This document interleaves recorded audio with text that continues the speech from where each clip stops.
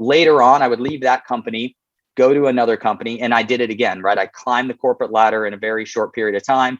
And my reward was they wanted to promote me and move me to Texas. I'm like, not again. I'm not doing this again. So I turned down that promotion. They offered me another promotion into another marketing position. I turned that down. And then the next day I was walked out of the building for turning down promotions.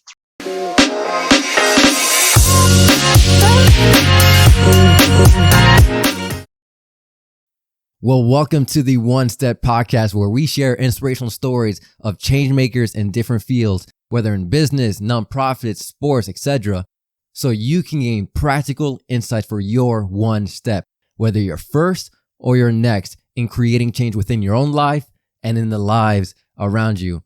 I'm your host, Jonathan Jimenez, and I'm really looking forward to today's episode as our guest is your business leader's favorite business leader. I'm sure at a conference, Elon Musk himself is probably approaching this man and letting him know, I've never met someone with such a great mind like yours. I need way more than just marketing advice from you. I need some life advice from you. This man is a man of the people. He is currently the owner of the marketing agency 2 Ton, as well as the city commissioner of the City of Delray Beach. Ladies and gentlemen, please give it up for none other than Ryan Boylston. But to kind of help kick us off, obviously you're someone who really doesn't need any introduction. I mean, you've been a man of the people for quite some time. You have your own very interesting story as far as your time in marketing in different places, and then ultimately led to really starting your own company and having a different vision for it. And so just for the sake of, just for people who may not know, I would love to ask if you could kind of kick us off as far as just a little about beginnings of your story, where you kind of started out and what ultimately led you to starting your own company. Yeah, I appreciate that. Thanks, Jonathan. I'm happy to do this. And I am not to the point where I don't need an introduction. I certainly do. And your listeners will tell you that I do, because they're going to go, who's Ryan? So I am a city commissioner in Delray Beach. So maybe in Delray Beach, I don't need quite as much introduction. And I am the CEO of 2 Ton, a creative agency, which I founded 10 years ago. That's a great starting point. Kind of kicking it off from the very beginning, because I definitely want to save the conversation as far as you being commissioner for later on. But as far as your origin stories, prior to starting 2 Ton, can you just let us know as far as where were you at as far as your career, and really what if there were any moments that kind of led you to starting your own company? Yeah, sure. So I'm a big believer in kind of following the universe and letting things happen organically with a little, hard work put behind that, and a little vision, a little dreaming. So right out of college, I had an incredible amount of internships when I was in college. I was very lucky. So I had several job offers. Took one of the corporate offers at JM Family Enterprises. It's one of the best companies to work for in the United States. I don't just say that. Forbes says it every single year. I think they're in the top 5. And I had a chance to work at that organization. And why I point that out is because a lot of what I learned there on building culture and how to treat your team members, I would later use when I would founded 2 Ton. So I climbed the ladder there and was rewarded by being promoted and moved to South Carolina. And that really wasn't what I was hoping to do. My job was to basically live in a different dealership. I worked for Toyota every day and train people on disconnects in marketing processes and product education. So I enjoyed what I was doing. I didn't really enjoy where I was doing it. At that same time, and Jonathan, I think it's important to talk about this. And normally I don't on podcasts and interviews. 2 Ton was not my first company. My first company was a big failure. So at that same time, I was trying to launch my own company, which was called Hello Fam. It was a social media tech company, and kind of before its time, had a lot of interested investors, and unfortunately, then the recession hit, right, and all VC money disappeared.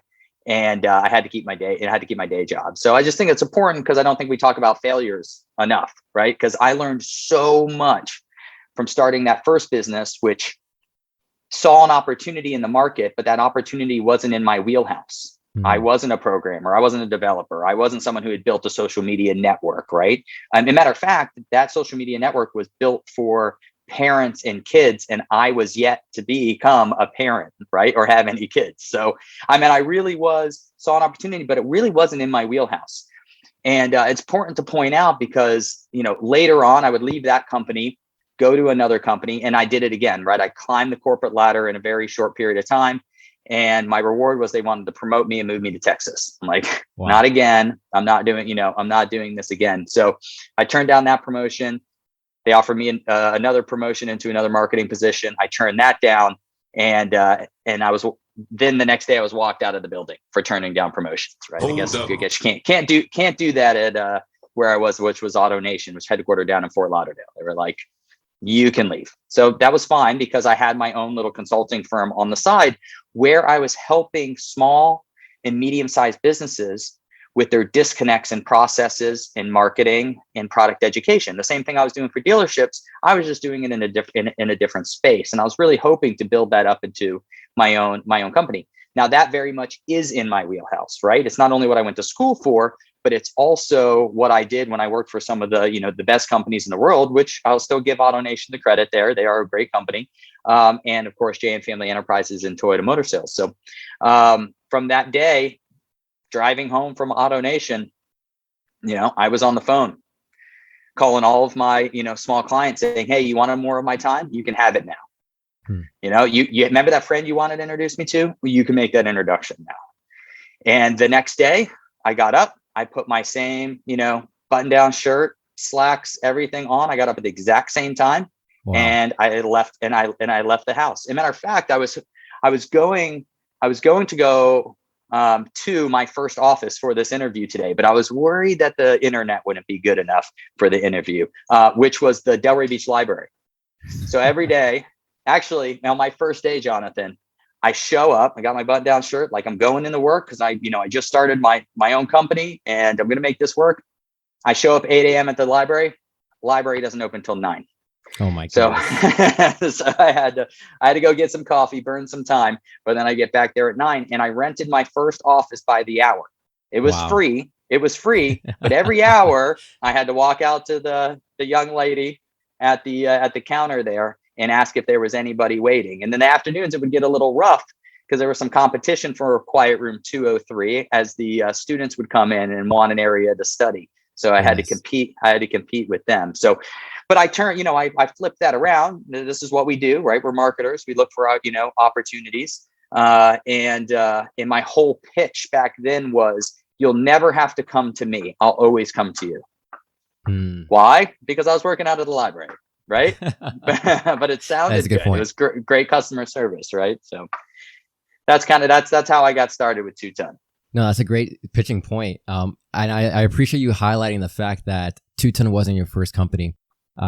For one, just to acknowledge that, hey, you tried starting a first company and it didn't pan out as you planned.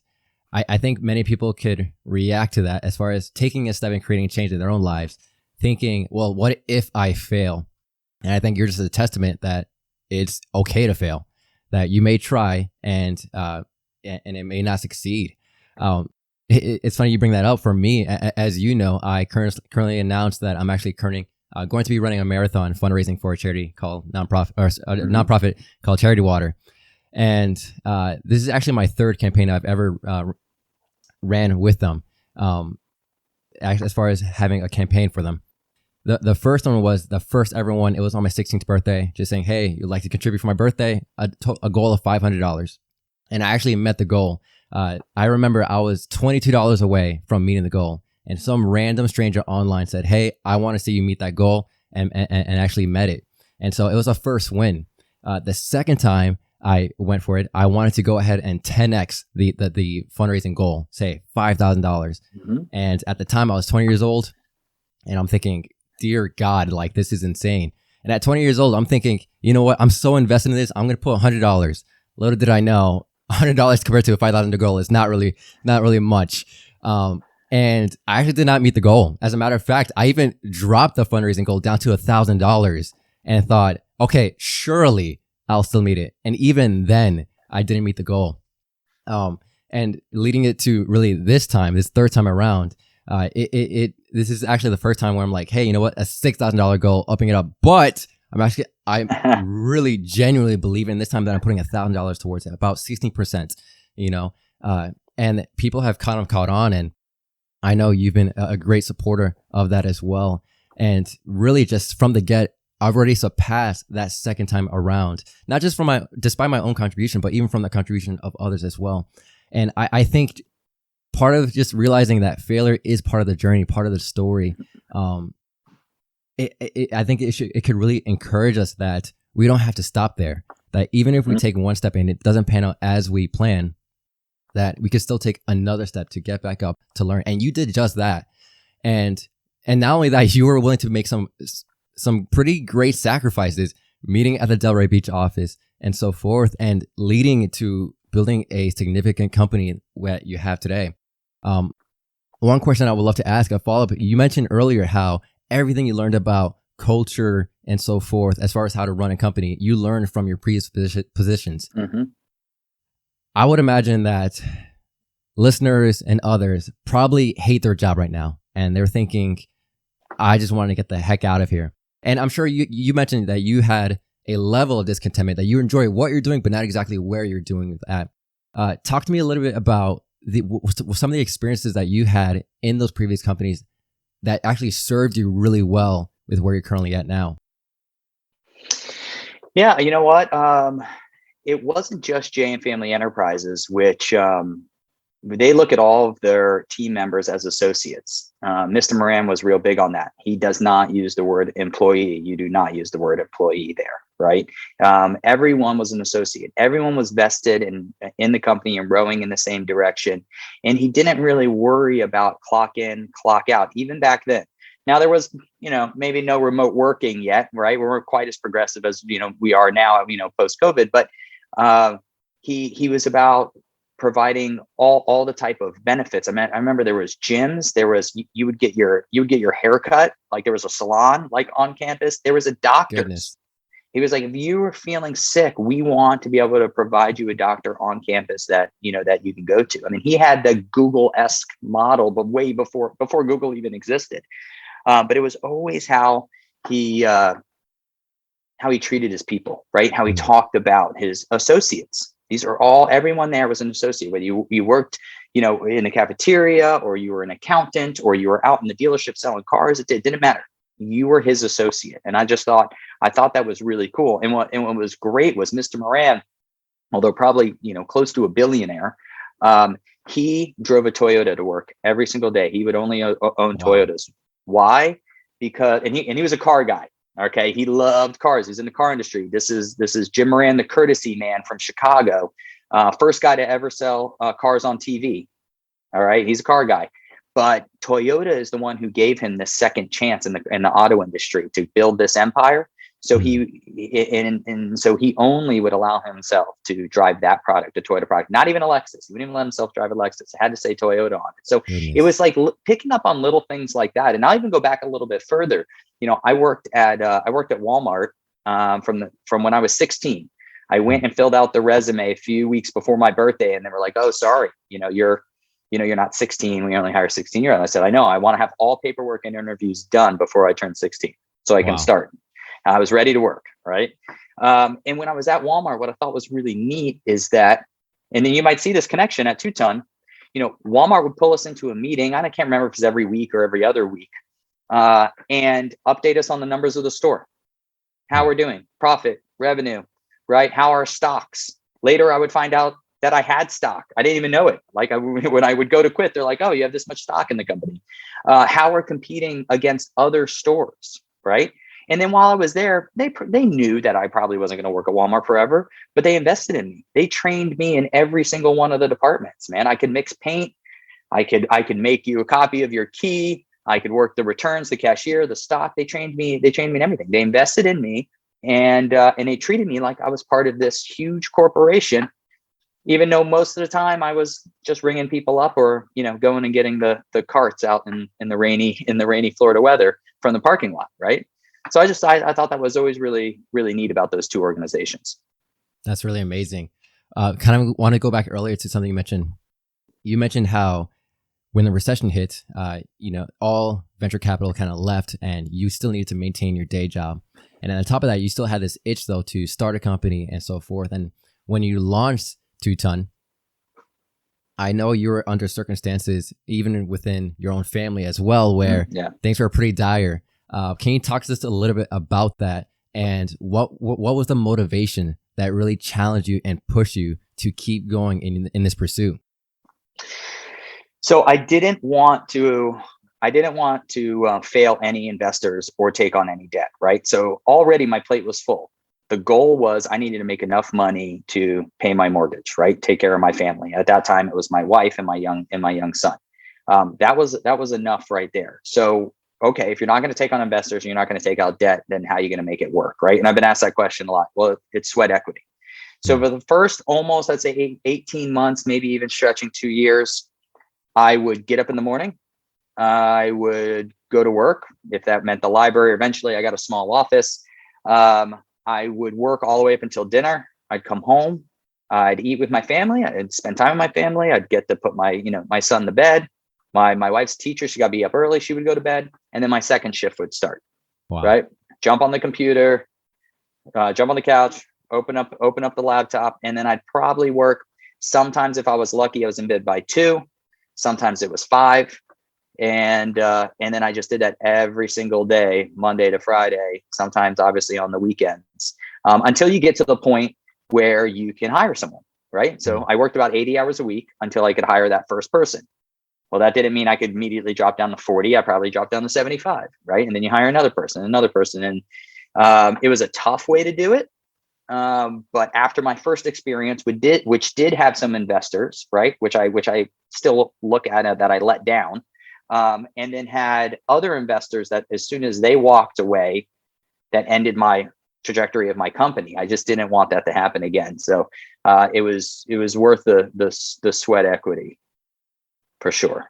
That's amazing. And I could definitely agree. As someone who's being able to work at 2 Ton, just seeing the result of your labor from way back when, and even just observing Woo from afar, to where 2 Ton is today, it's pretty amazing to see the culture that you built, the company they built, the team members that you brought on board.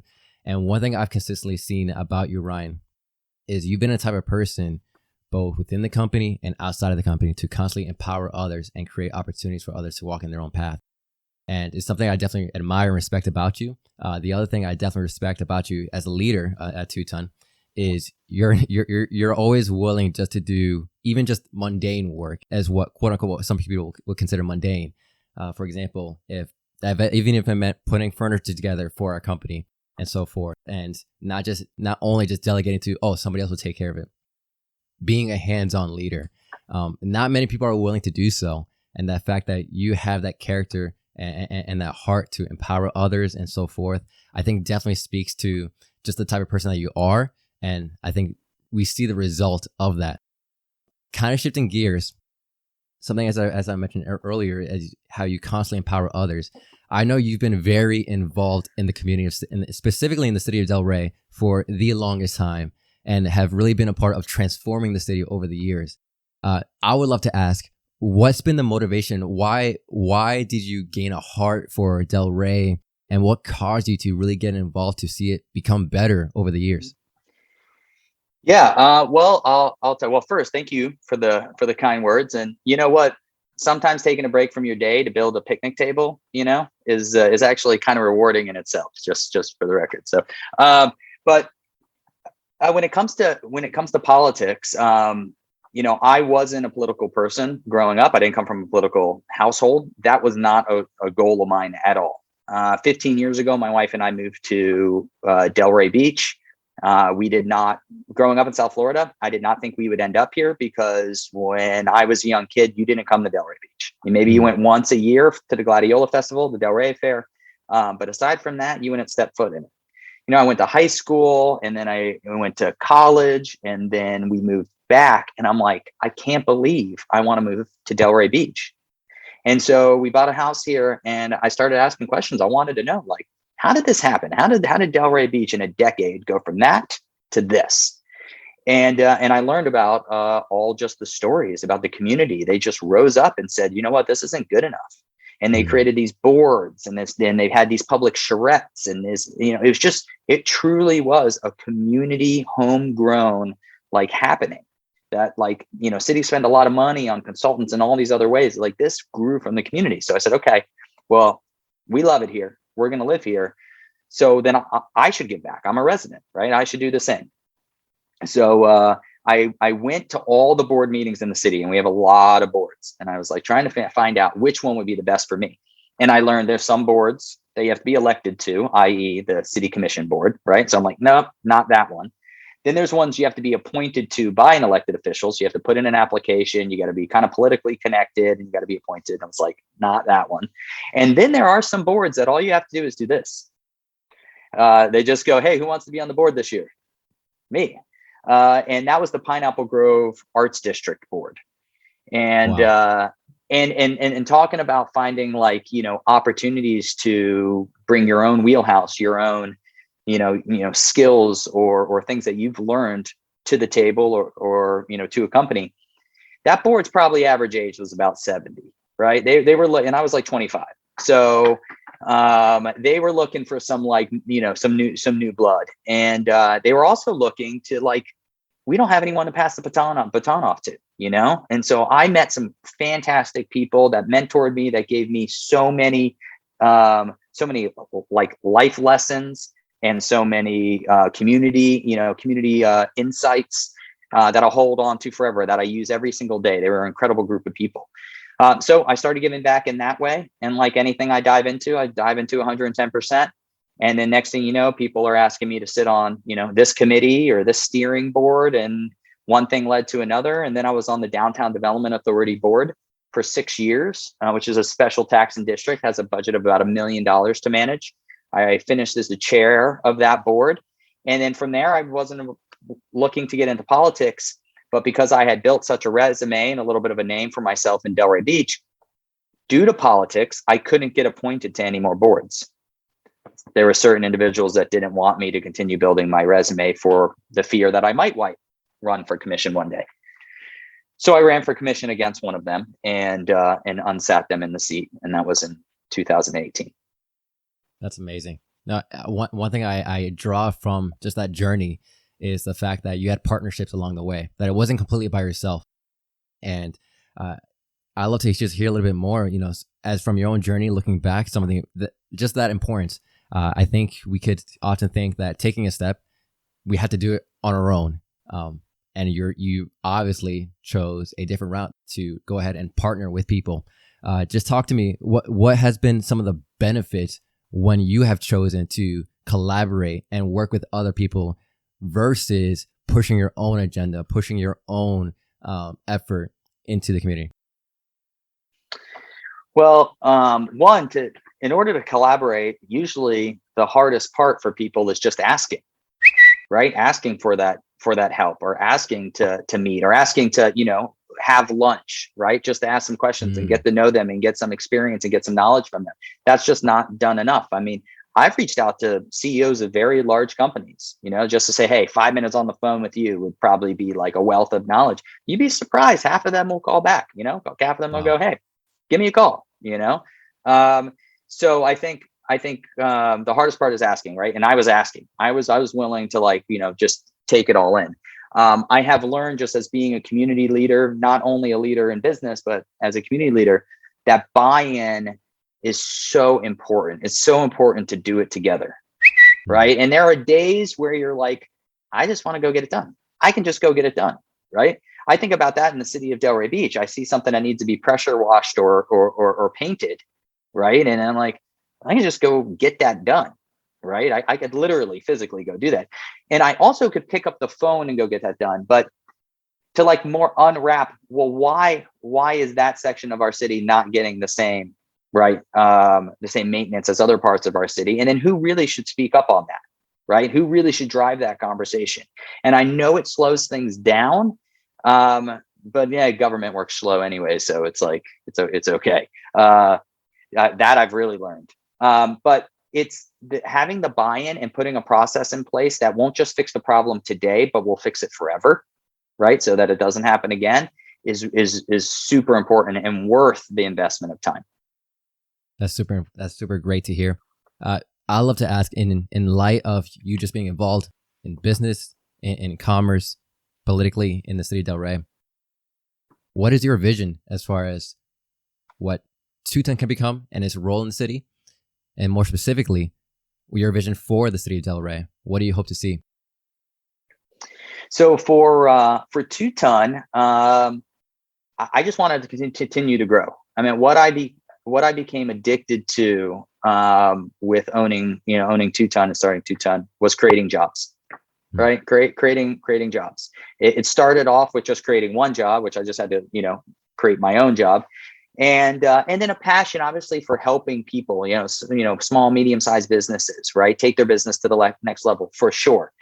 But the thing that I'm really passionate about is just continuing to create jobs that champion work-life balance. I mean, hopefully you see a Two-Ton, like if someone's, working the crazy hours, like that's not an expectation. And once in a while, maybe it has to be, done. We're trying to hit some goal or something. But if that's happening on a regular basis, like I hope the team knows, I know the team knows that they can come to me. We don't want that. We have unlimited vacation for a reason. Right. I mean, the company still has to make money. We still can't all take the year off together. Right. That'd be a great year, but we want to have jobs. But it's that's the type of jobs. I just don't want to create any jobs. I want to create like those types of jobs. And so kind of tying that in, work-life balance, that place where you want to work and live and play. That's what I want Delray Beach to be. I want Delray Beach to be that city. I don't want to be just the city that's, people just want to come to for the weekend or want to just come to have dinner on Atlantic Avenue. No, I want you to want to live here. I want you to be able to live here. That's the hard part right now is people want to live here, but can they afford to live here? Right. So I've sat this last year on our affordable housing advisory committee, which is a state board as our representative. And I'm learning a lot about that. So I want it to be a place, not just that people want to live, that people can live, that people can work and people can play, right? No matter what your background is, no matter, what's in your bank account. And that's the real challenge, right? And that's how a city, I think, goes from we're great, but how do we go to amazing?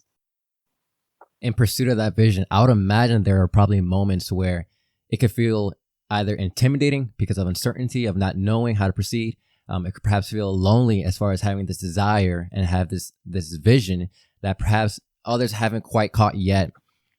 Tell us, as far as how you've taken different steps and progressing forward, what has helped you in navigating through those moments and pushing through those moments to come out to the other side? Well, the community. And that's where all that time that, you put in collaborating, right, and spending time with people. And although it may slow things down or may not achieve something today, then when you are out there and you're not being able to move something forward, or it just feels impossible, you're up against a task that just seems impossible, maybe, homelessness or food scarcity during a pandemic, to have the community behind you, on that, to be walking with the community at once, to have that random text message that comes through that says, I appreciate you. I'll tell you, to be honest, Jonathan, I was so burnt out last year in 2021 that I almost didn't run for re-election. I mean, we were at the beginning of COVID, and it looked like Two-Ton was going to, be okay and survive, obviously, but it was an unknown time. Right. And I didn't know if I was going to run. I said, you know what, I'll run. But, if I squeak out a win, right? Then Delray is not paying attention, right? I'm working my butt off and I'm engaging with the community, and I'll go ahead and serve 3 more years, but then I'm done. And I didn't. I almost broke like a Delray Beach record, as far as votes. And so those are the days where you go, oh, okay, they are watching, right? We are doing this together. right? All that invested time of just not me trying to go paint those signs or fix that stuff, right? It was all worth it because we're all in this together, right? Like we won tonight. And so, okay, well then, hey, I'm filled back up now, right? I'm filled back up. I'm ready to go back to work. That's powerful. One final question I'd love to ask you. This is something that could be a little bit on the deeper side of things. Considering the City of Delray and the progress you've made so far, as far as bringing about change and bettering over the past few years, considering your own family and how you're raising your kids to grow older and just be model citizens and so forth, I would just love to ask one final question. What is one step, knowing what you know now, what is one step that you would encourage your younger self to take? Oh man, that's a good question. I always wish that I would probably have slowed down more. My wife said something to me a long time ago and sometimes she'll see my calendar and I was invited to 4 events and they all happen at the same time. Wow. And I will make it to all 4 of those events. Goodness. And I think she said to me once, like, I'm sure it felt like you were at all 4. You made it to all 4, but you really didn't go to any of them. Wow. And so sometimes I look back and go, man, I'm always doing so much. And I know you're probably thinking I've learned nothing from those lessons because I currently have like multiple jobs and have multiple things going on. But trust me, it's not the same, right? I wasn't like living in the moment. Where here I combine those moments. You mentioned my family. Like my family is part of all of this. They're part of Two Ton. They're part of, me serving our community. They're out there with me. They're at these events. Like it's all together, right? It's not these separate worlds. So I think I would tell myself to just slow down a little bit, find the things that you're passionate about, really concentrate, focus on those, read more. I think we'd all tell our younger selves to maybe, read a little bit more. So that's probably the advice I'd give myself. No, that's super powerful. And I really do appreciate that, Ryan, just for even just opening up and letting us to hear more of a deeper side of you that we may not be able to see often. And so I do appreciate just the insights, just sharing your story. I know that we are better because of it. And I just want to publicly thank you again, just for the type of leader that you are. I just know that I am where I am today, just because of the investment that you've put in me, the opportunity that you created, just coming into Two Ton specifically, stepping into a role and into shoes that I thought is way too beyond me. And yet, you've been the type of leader who's constantly empowering others to rise above what we could possibly even believe in ourselves because you believe in others. And so I appreciate you as a leader, and I definitely know the best is ahead of you.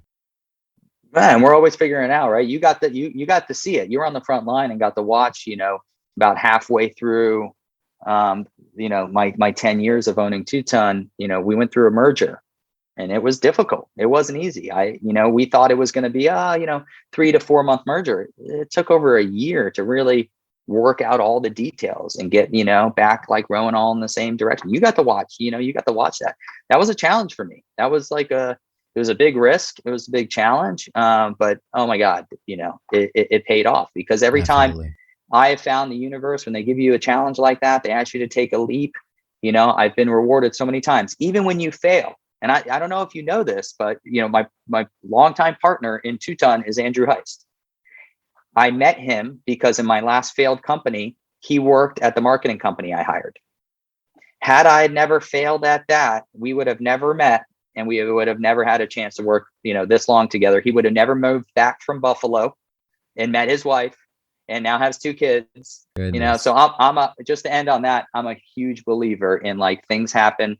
They happen for a reason. There's good, there's bad, but like it all comes together in the universe, right? And just look out for those signs. That's a super great no. I would love to quickly ask, what's a great way for people to follow your work, to get connected with you? Where would you lead them? Oh man, does it make me sound old if I say Facebook? So I'm most active on Facebook, and there's a reason for that is because the only real reason I'm on Facebook is to engage with some of my family members, and of course the community. And our entire community is on Facebook, right? That's the place to be. If you want to get a post from me like once in a while, you'll follow me on Instagram. LinkedIn is a great place to connect with me. And I have no problem, sharing any of my information when you post this, as far as my email and phone number. Yeah, absolutely. I'll go ahead and include those details in the descriptions. But Ryan, thank you so much for making the time here. We are better because of it, and we're looking forward to see the impact that we're going to be making together.